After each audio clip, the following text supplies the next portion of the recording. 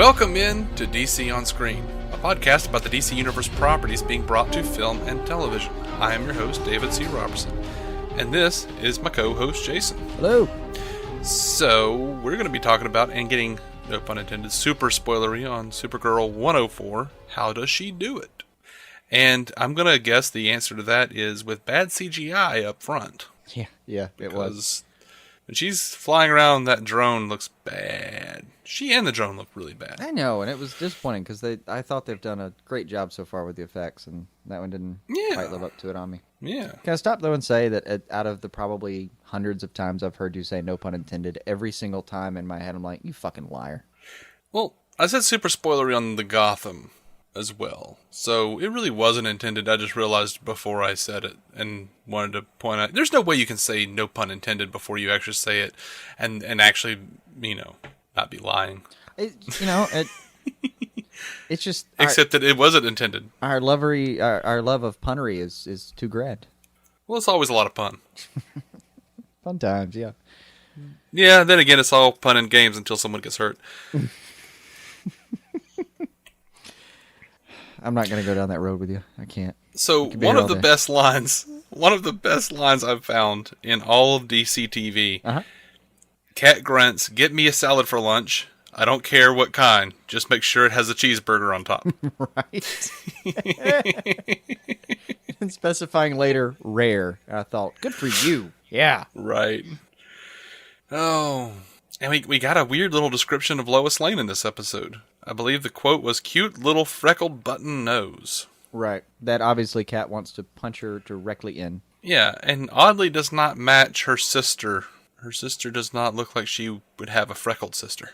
Right. I know. It's kind of odd. It didn't completely fit, but yeah, I just assume, like, everyone has freckles to some extent, and even if you don't have a lot of them, sometimes you can have them. You may have like 2 or 3 somewhere else. I'm just assuming that in this world, like, Lois's freckle, one of the 3 on her body, maybe, is just like right on the end of the nose, just right there.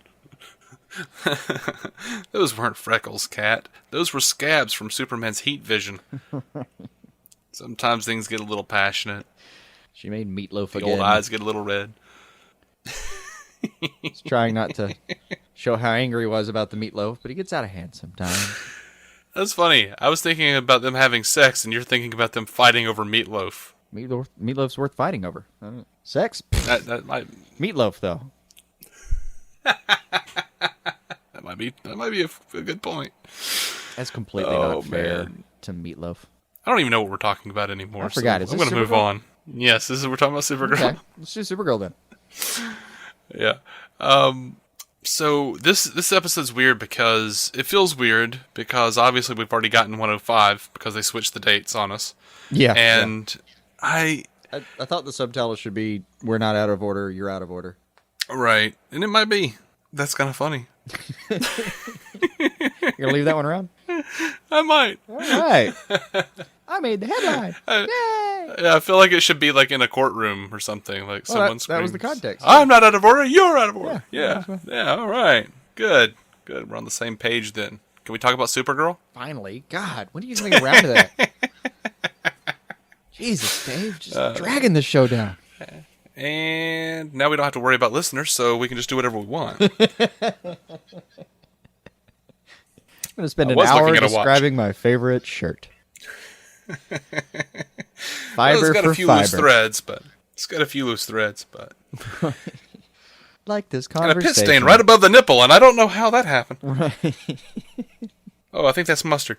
Anyway, so I kind of laughed when they did the time after time cover while Lucy and James were talking. Yeah, I enjoyed that. That was like the whole Lucy James thing was something I was really, really not looking forward to since we watched 105, and I was like, oh, they're together? Oh, next episode we're going to have to deal with Hal. Right. And we did. You did have to deal with Hal, and it is kind of annoying because, I don't really know if I like her yet. But, the crazy part, it's not even like that. My instinct of like, well, I don't know if I like her yet, is like you have a friend that's just started to date a new girl, and you're like, mm-hmm. Yeah, you gonna hurt my boy? Like, it's more like right. that, it really is. I feel like she's hurt. I like James. I'm sorry, James. Didn't mean to call you She still that. calls him Jimmy, so I'm okay with that. Right. I really, I like the guy. Moved all the way to another city to get out of this little heartbreak zone. So come on, man, don't chase him down. Give him his space. See, I'm in this weird position where like I am kind of like getting sucked into the fangirl of it all because, or should I say that might not be fair. Maybe I should say that getting sucked into the CW of it all, even though it's not on CW, because I kind of feel like no, but what about Kara? And then I kind of like step back and go, but no, what about Winn? And then I'm like, well, no, Winn's got to be a bad guy. Well, yeah. Here's the so thing. Yeah. What about Kara? I don't want Kara to end up like. I always do this. I know it's me. I really do. But it's like I don't want her to date anybody because it'll distract her from going out and flying around. Right. Always like, I always am like that though with all of these shows when they're like, oh, we're gonna do a romantic story arc. I'm like, fuck you. Show me somebody in a cape. I don't care about that. So I'm having the same problem. And the same time, I'm thinking, all right, man, you gonna hurt my boy Jim's here because I like him. And on the other hand, I'm thinking, okay, but you might also distract. Yeah, no, I could deal with this. But don't hurt him anyway. Look, I'm not worried about distractions because at the end of the day, if we're just showing people fighting, I don't care. I do not care. Right. I am all for the romantic relationship as long as they do it well. And I want to actually see real choices, real growth in these characters because of these romantic relationships. I want to see what these romantic relationships bring to these characters and how it develops them. That's what I want to see. I want to see how they fight differently because there were different people. Right. Like there's a whole reason behind this. And, if you want to get bitchy with me on that, I mean, I can point to Buffy. You can clearly make it work. Or hell, even Firefly. I mean, they weren't even officially together, but look at how much Inara changed Mal on Firefly. Right. Just his tactics alone were I mean, as he puts it, what was it? You spin me about? Well, hell yeah. I mean, look, they kind of did this though. Like you remember watching 105 and thinking, oh man, they're pretty together for that happened fast. And I wondered if it was going to be something, stupid or cheap, but at least it was, come on, he did run towards an active bomb. Yeah. And it was a decision that he made unbegrudgingly, which, I mean, maybe begrudgingly, but at the end of the day, he made the choice and he said, well, I'll always come toward the bomb because you're there or whatever. Right. I did like that she stopped she actually stopped. Why would you run towards a bomb? Okay. But what I liked about that is she's like, why would you run towards a bomb? And he's like, because you're there. And that's kind of a perfect analogy. Like, he knows it's going to be a bad relationship. He knows it's going to blow up on him, but she's there. He has to. Right. I mean, that was kind of fun. I don't want to say we've all been there because maybe someone has avoided it, but come on. A lot of us have been there, right? I'm incredibly lucky that, I think all but one of the girls I've dated, have just been like, nope, don't want to be your friend, don't want to keep, hashing over this. You part, it's over, everyone went their separate ways. Like, no one showed up at my job, no one... Right. No real drama. Yeah. Except for that one girl except for one girl who I broke up with, and then she called me 2 weeks later and told me that we were breaking up, and I was like, what's happening? Yeah. Is this the Twilight Zone? And you're like, wow, that's really hard to hear. Okay. As I'm like sipping on a Frosty. Right. Like casually sipping, like, okay. Yeah. Well, it's been nice knowing you.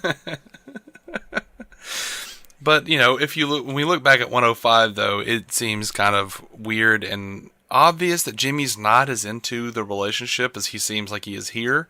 So it takes him exactly one episode in the narrative to be like, yeah, I'm going out of town. Stupid Lucy.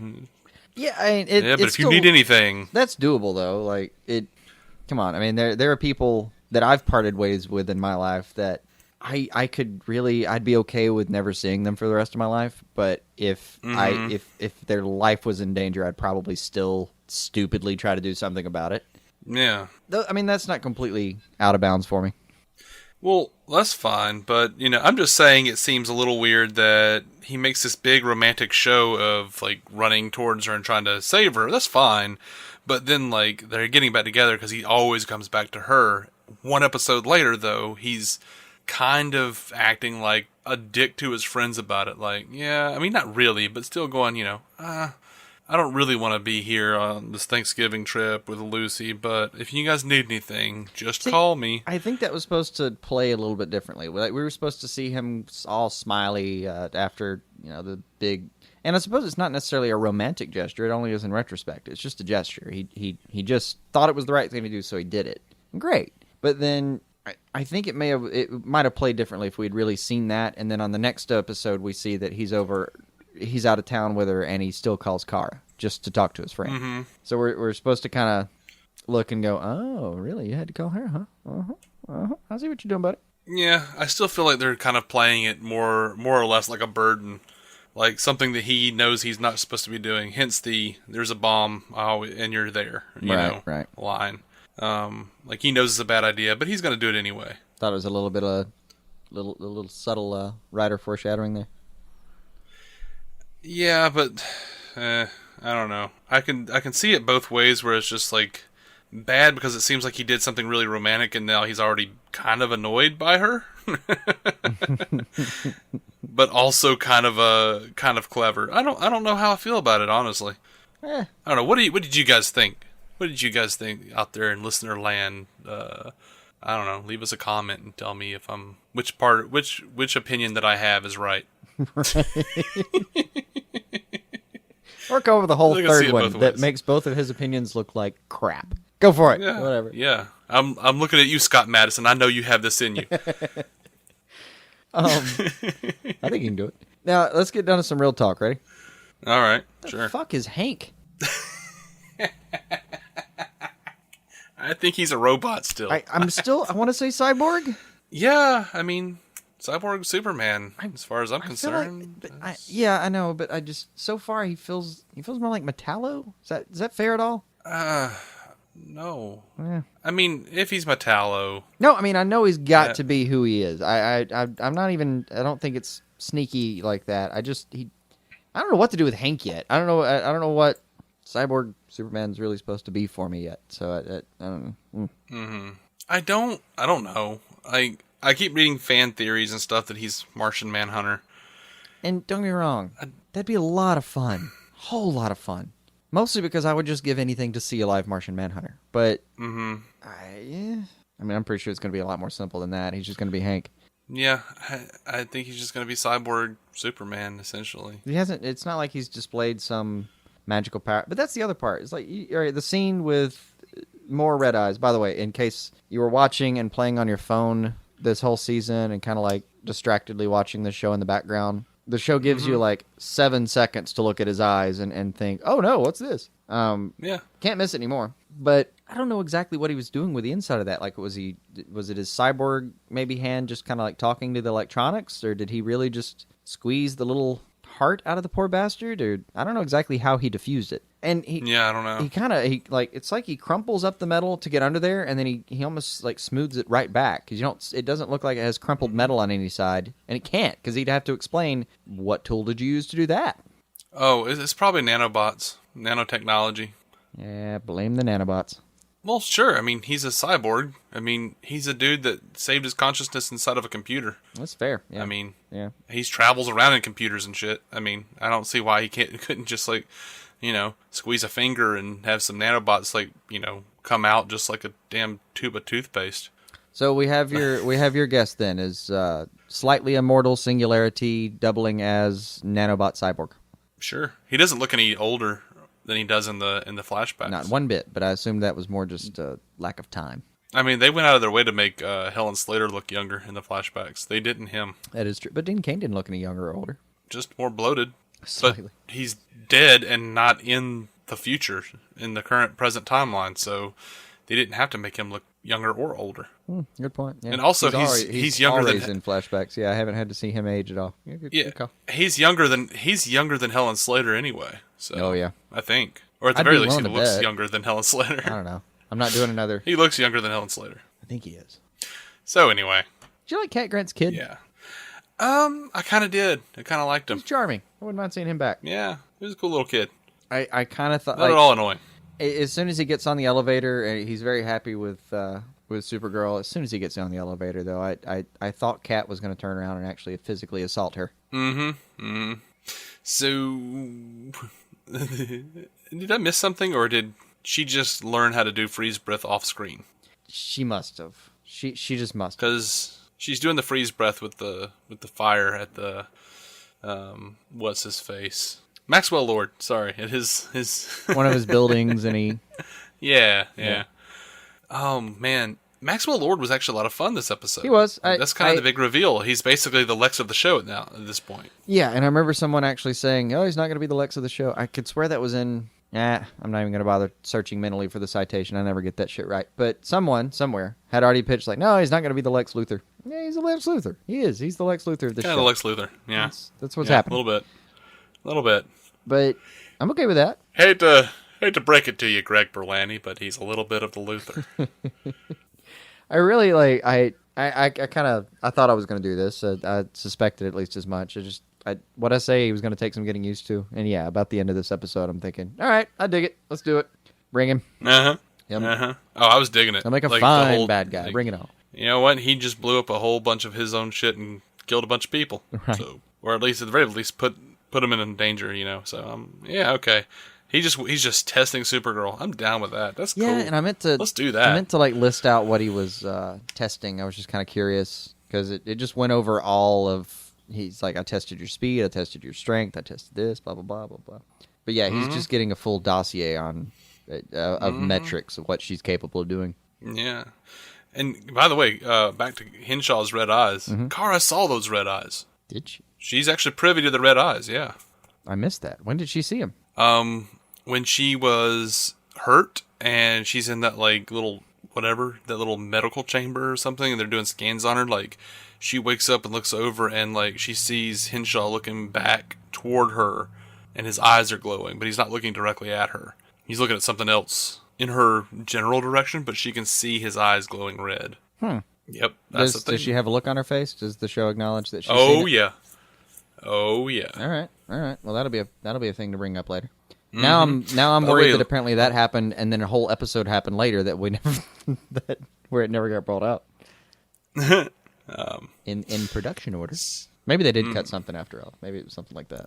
Well, they already don't trust him. That happened a few episodes ago. So yeah, they're just down to the pile. She's just learning that she can't trust anybody at this point. Poor girl. Yeah. God, she's just so optimistic. By the way, I love this line from her sister. You spend more time in the friend zone than the phantom zone. Yeah, that was a good bit. And great advice, by the way. Really great advice. Yeah, kind of. No, I mean it's a good way to stay out of the friend zone. Don't let people talk to you about the people they're involved with, because they'll put you in the category of people they can talk to and not people they can be involved with. It's actually pretty decent psychology. Did it seem like that was actually foreshadowing for her own storyline, perhaps one with her and Maxwell Lord? Possibly. I mean, they seem pretty friendly in that lab.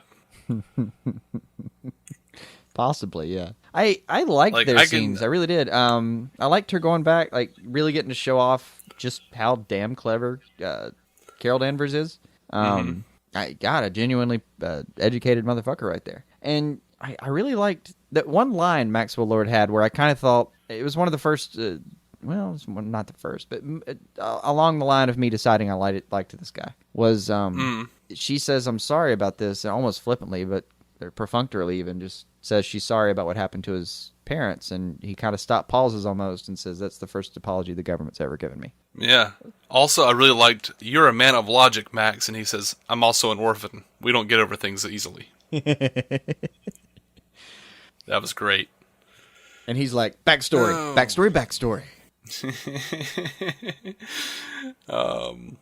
Is it bad that the show Supergirl reminds me of Lois and Clark more than Smallville? I don't know. I've never watched the one, and I don't remember the other one well enough.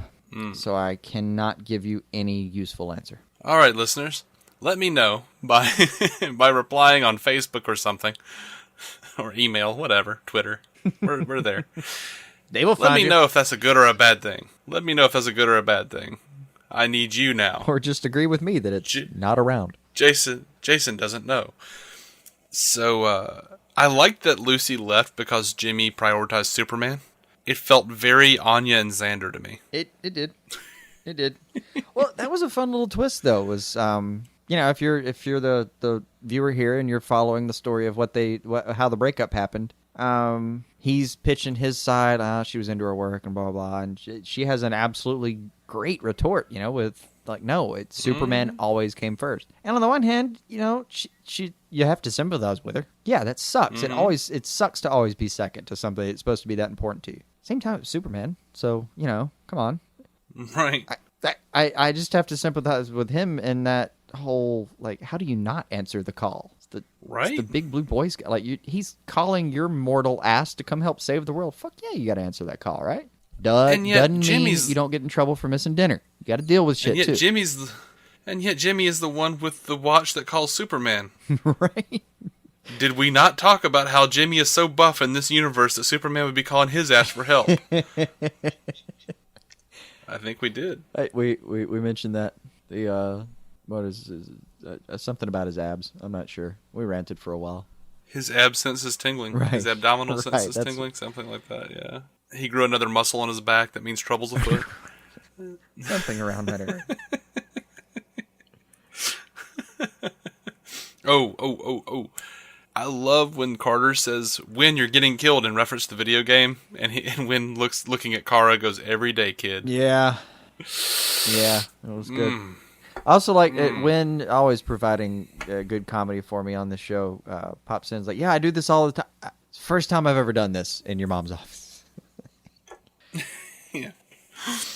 I enjoy. I think you've already talked about this. Like, you don't want to really see him be a villain because then you might not get to see as much of him. Yeah. I mean, I really can. I can dig you on that one.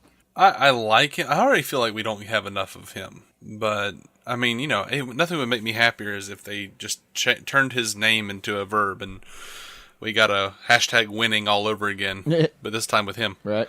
Instead of that idiot Sheen. Right. I apologize for anyone out there who likes Charlie Sheen. I can't abide his stupidity. So he was on a Chuck Lorre show. You have no sympathy from us. Oh, so many things I could say, but I won't. Yeah, I know. That's all I've got on this episode of Supergirl. Did you have anything else? No, I didn't. Does it seem like it was a little bit of a It's by its nature just nothing more than a bottle episode, because you kind of, we've already seen the episode that comes after it, so you're kind of like, all right, cool, well, I'm through that. On to next week. See, I think it would have been a bigger show. It would have been a bigger episode if we'd gotten it in order. And, actually, after seeing it, at no point, like, I get it and everything, but at no point did I sit there and go like, oh, well, yeah, clearly this is why they didn't air this, because of no, I didn't ever feel like that. I never felt like that. But then again, I'm one who I don't understand censorship in that way, where I'm just like, well, yeah, bad things happen in the world every day. Like, so many people get shot, and it's just like a normal, crime, normal street crime or whatever. Right. But we still have TV shows with people running around gunning down everyone. So, I've never understood the whole, like, oh, well, this happened, let's not air this thing because we mentioned it. I've never understood that. I understand why they felt like they needed to do it. But honestly, I would just, I felt like this was a bigger episode, and if we had not seen the next episode already, it would have seemed bigger, because it was really, like, right out in the open. Here's Maxwell Lord doing something really egregious. Right. And, like, he's basically being Mr. Glass from Unbreakable or some shit. Right. I felt like, yeah, it kind of hurt the narrative flow slightly. It hurt the narrative flow, and more than anything, I could understand if they did it, if they switched the airings in, Europe or something. But here, I don't really see why. I don't think they air at the same time over there, specifically. Yeah, I don't think so either anyway. So, I didn't really get it, but hey, it's one of the many things where I don't have that response myself, but I defer to the numbers on it. If it's important enough to other people, sure, let's switch the episodes, whatever. This is sort of why, like, I'm just like, let's just not do this at all and just drop them all at once, like Marvel's doing with Netflix. Like, I love that system of just dropping everything at once, like on Netflix. It kills. It really kills.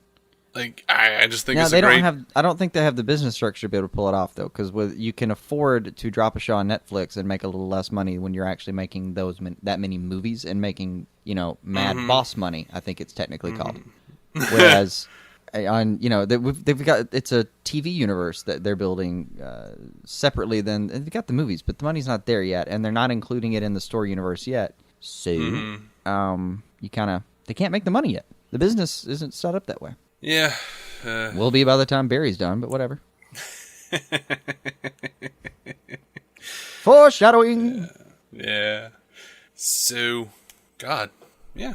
I actually am looking forward to more Maxwell Lord. I'm looking forward to him being the villain here. And yep. I'm still on board. And there's one, was it 2? Yeah, we got 2 more shows before the, by the time this pops out, it'll be 1 more show. But you got the 30th and the 7th. Were the 2 shows that we haven't yet talked about. So 2 more before they hit the fall break, and then they're coming back when? Oh, God, it's forever. Is it forever, Jason? It's forever from now. Actually, that's why it's forever from now. I've scrolled down a few months. They don't have a date yet. Ooh. That's why. Well, I think they're I still will say this here. wondering if they're going to order the back 9 episodes. Is that what we're waiting on? They actually did, like I was going to mention in the news episode, and I still will, I guess, but they did order a full season of Supergirl officially, like yesterday. Okay. But they did not order the back 9. They picked it up for 7 more episodes, giving it a 20 episode first season. So not a huge vote of confidence, honestly. I think. No, I mean, hopefully that just means that it's not 9 because the show is so very expensive to produce. Yeah, it's a little bit of the expense and a little bit of they marketed the fuck out of it. And it got a later start than a lot of things. Remember, it didn't start until very, very late October. So missing 3 your average season is 22. Going down to 20 and being short on the start on the front end, really not that scary, I don't think. Yeah. So, I trying to keep that in mind, but I was expecting it to be 9 if they picked it up for more, and it was 7, so that was a little weird. But it makes sense with the budget and how late it started, sure. Yeah, I don't think it's a lack of... I mean, if it is, it's not such a glaring lack of confidence that I can be sure about it. Right. It's a whole hell of a lot more than Constantine ever got, right? Damn straight. Alrighty. Well, so when is the next Supergirl? TBD, man. TBD. The next one that airs, it's, airing now. We record these on... Right. Different days, but for us it's the 30th and it's airing right now, and we'll be back with that next week. And then the 7th is your fall finale, which is now, I guess, officially a fall finale and not a season finale. So, gotcha. Yay! Gotcha. Alrighty. So we are DC on Screen. You can find us on iTunes and Stitcher. If you want to help us keep producing this show, go check us out on iTunes and Stitcher and give us 5-star ratings and good reviews. That really helps us out with algorithms and standing and whatnot. And we're also on DCOnScreen.com. You can find every episode and show notes. If you're interested in a similar podcast for the Marvel Cinematic Universe, go check out our friends Matt Carroll and Jeff Randall over at the Marvel Cinematic Universe podcast. They are quickly wrapping up their coverage of Jessica Jones over on Netflix, which is Jason and I have both been a part of that experience, and we've guested on the show. Had a great time, fun time. Those guys are awesome. So we're going to do a news episode now. So that should be up at any time. If you're listening to this, it might already be up. It'll have to be a surprise. We're going to talk about the Batman vs. Superman stuff and like the teaser that ran on Gotham tonight, and a whole bunch of other stuff, including the Legends of Tomorrow trailer. So, man, so much stuff. Everything you needed answered, and so many more things you didn't. Until more stuff that we come to talk about and you listen to. I'm gonna stop. Keep some TC on your screen.